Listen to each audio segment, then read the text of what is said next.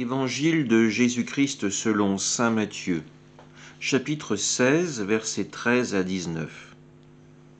En ce temps-là, Jésus, arrivé dans la région de Césarée de Philippe, demandait à ses disciples, au dire des gens, qui est le Fils de l'homme? Ils répondirent, pour les uns, Jean le Baptiste, pour d'autres, Élie, pour d'autres encore, Jérémie ou l'un des prophètes. Jésus leur demanda, et vous, que dites-vous? Pour vous, qui suis-je? Alors Simon-Pierre prit la parole et dit, tu es le Christ, le Fils du Dieu vivant. Prenant la parole à son tour, Jésus lui dit, heureux es-tu, Simon, fils de Jonas. Ce n'est pas la chair et le sang qui t'ont révélé cela, mais mon Père qui est aux cieux. Et moi, je te le déclare, tu es Pierre, et sur cette pierre je bâtirai mon Église, et la puissance de la mort ne l'emportera pas sur elle. Je te donnerai les clés du royaume des cieux. Tout ce que tu auras lié sur la terre sera lié dans les cieux, et tout ce que tu auras délié sur la terre sera délié dans les cieux. Acclamons la parole de Dieu. Jésus pose cette question à ses disciples au dire des gens, qui est le Fils de l'homme? Qui est ce Jésus dont ils entendent parler, qu'ils viennent écouter et dont ils ne connaissent pas encore vraiment l'identité? Que supputent toutes ces personnes?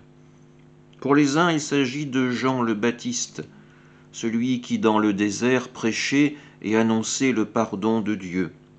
Pour d'autres, Élie, d'autres Jérémie ou l'un des prophètes, une de ces figures importantes de l'Ancien Testament qui ont su, en leur temps, guider le peuple vers l'alliance renouvelée avec Dieu, malgré les difficultés venues des ténèbres du cœur de l'homme. À présent, Jésus s'interroge. Il sait ce que les foules pensent, mais les hommes qui l'accompagnent, ses proches, que disent-ils? Et vous, que dites-vous? Pour vous, qui suis-je? Alors nous avons Simon-Pierre qui prend la parole au nom de ses camarades et qui a cette réponse, tu es le Christ, le Fils du Dieu vivant. Jésus le comprend immédiatement, cette réponse, ce n'est pas la chair et le sang qui ont pu la donner à Pierre, mais son Père qui est aux cieux. L'Esprit Saint est venu un instant sur Pierre pour lui permettre de comprendre cette révélation, lui permettre d'entrer un bref instant dans l'intimité du Christ. Jésus le dit, à travers Pierre, à travers les disciples qui l'entourent, une Église va naître.